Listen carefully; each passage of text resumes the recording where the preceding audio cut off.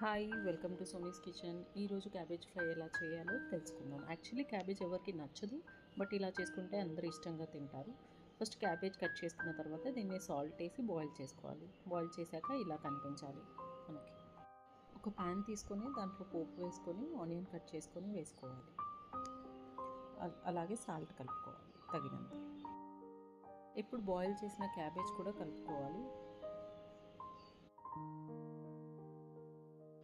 పసుపు వేసుకోవాలి. వేసాక అంతా కలుపుకోవాలి.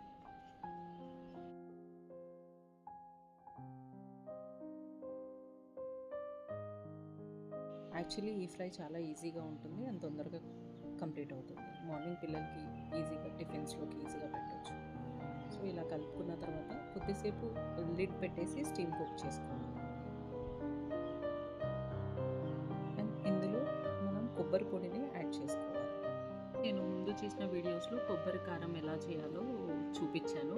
So you can see that. So ఇలా కలుపుకున్న తర్వాత కొద్దిసేపు మళ్ళీ కుక్ చేసుకోవాలి. సో ఫైనల్లీ మన